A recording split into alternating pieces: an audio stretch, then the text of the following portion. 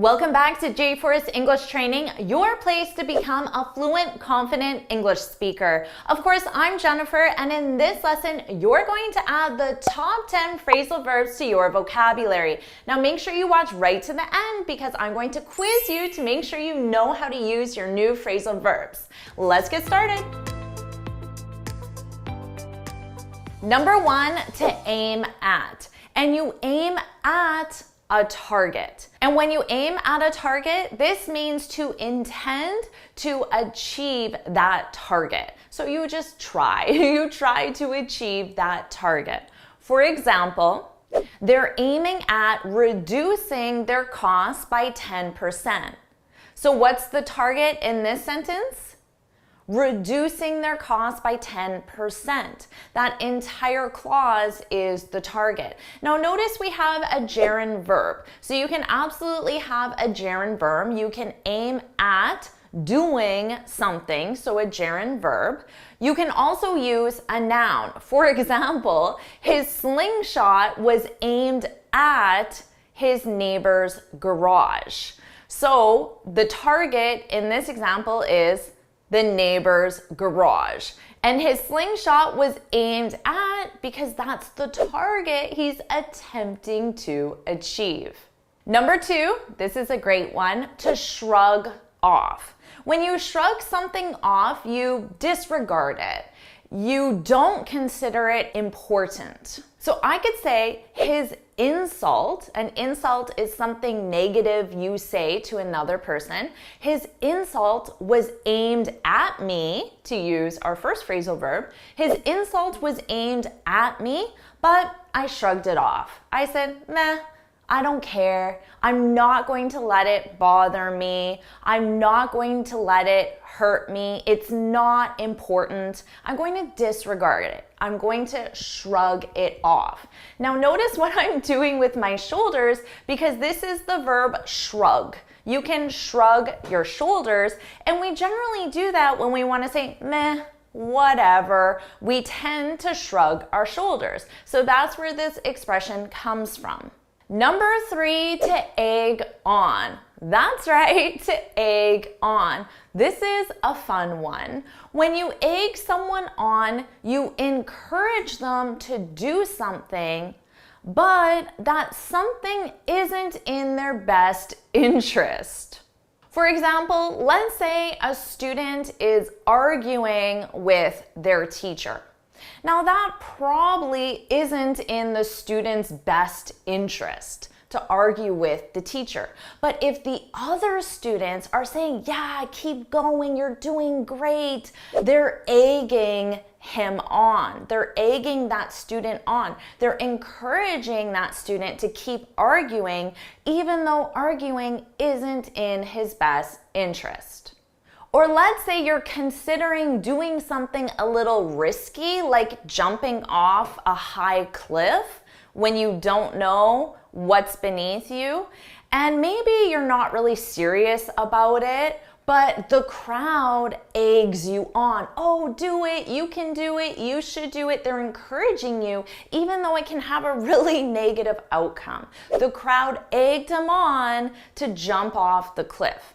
Now, most likely you won't use this in your everyday vocabulary, but you'll commonly hear this on TV, in movies, or when you're reading. So I wanted to share it with you so you're not confused when you see this egg on and you have no idea what they're talking about. Now you do. Number four, to turn down. When you turn something down, it means you reject that something, and we use this in the context of an offer or an invitation. For example, they offered her the job, but she turned it down. She said no to the job.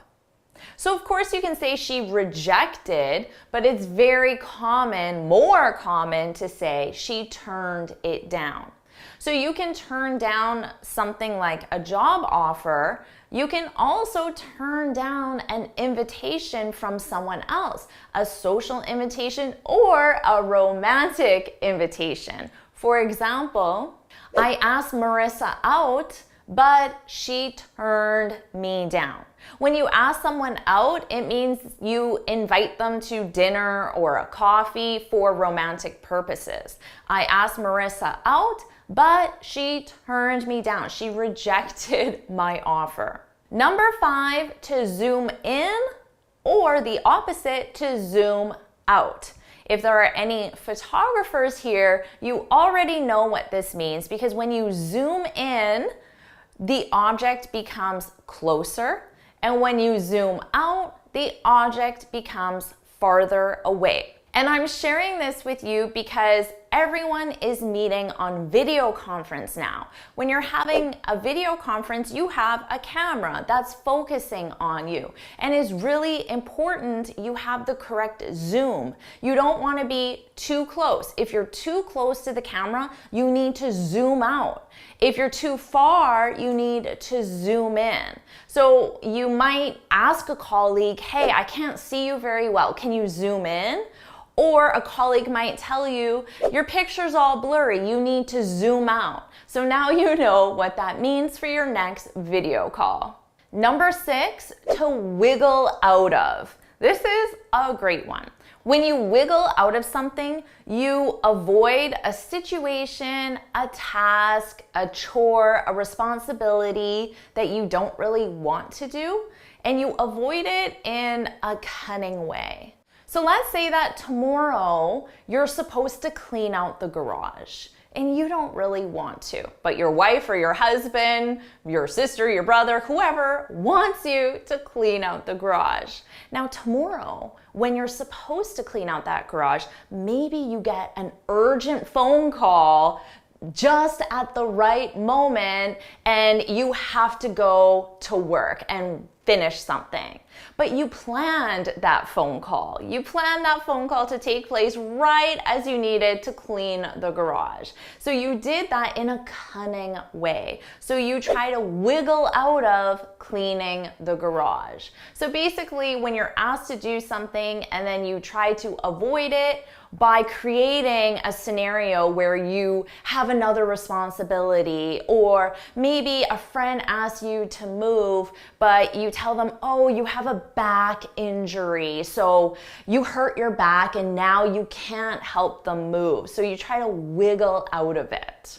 Number 7, to hold up. This is a must-know phrasal verb because we use it when you're delayed, and you're delayed specifically while you're traveling. This could be traveling on a flight or a train, so a more long distance travel, but it can also just be traveling from your office to another boardroom or from your house to the car. So it can be a very short distance travel or a more longer travel as well. For example, my kids always hold me up when I'm trying to leave.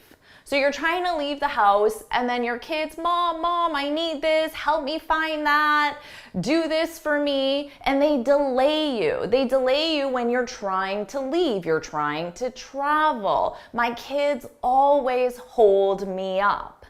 Now, we commonly use this in the passive form. So you might have an appointment that you're trying to get to and you're late. And when you get to that appointment, you can say, sorry, I'm late. I was held up. To be held up. I was held up by my kids. Oh, I was held up. Number 8, to hit it off. This is a great one. When you hit it off, it means you have a very positive relationship with someone right from the first time you meet them.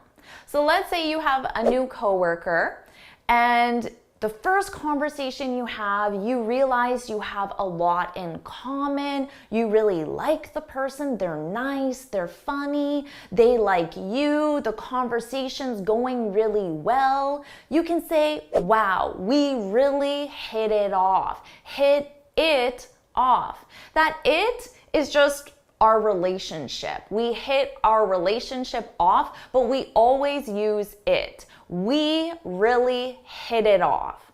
Now notice how I also said we. We almost always use this expression with the subject we. My coworker and I, or we. My coworker and I hit it off. I would not say I hit it off with my coworker. That sounds unnatural. We say we hit it off. Number 9, to get through.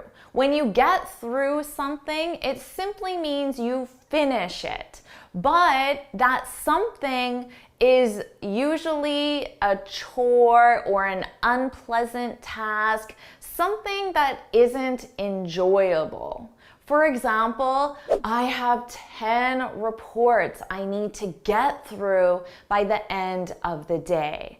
I have 10 reports I need to finish by the end of the day. But when I use the phrasal verb get through, it implies there's going to be some effort, some struggle. I don't really enjoy the task. Number 10, to freshen up.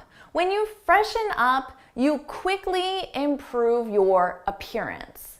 So before you go into a meeting or to a social event, you can freshen up. You can go into the bathroom and you can brush your hair, you can put on fresh lipstick, you can check your makeup. Now, if you're a guy, maybe you put on deodorant or cologne, things like that. So you quickly improve your appearance. You freshen up. So let's say you're going out for a nice dinner. You might say, oh, just give me 5 minutes to freshen up.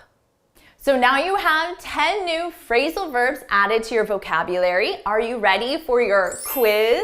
Here are the questions. Hit pause, take as much time as you need, and when you're ready, hit play to see the answers.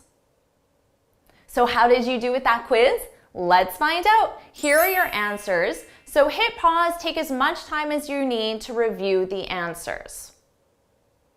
So, how did you do? Make sure you share your score in the comments below, and why don't you do a few example sentences with your favorite phrasal verbs from this list. And if you found this video helpful, please hit the like button, share it with your friends, and of course, subscribe. And before you go, make sure you head on over to my website, JForrestEnglish.com, and download your free speaking guide. In this guide, I share 6 tips on how to speak English fluently and confidently. And until next time, happy studying!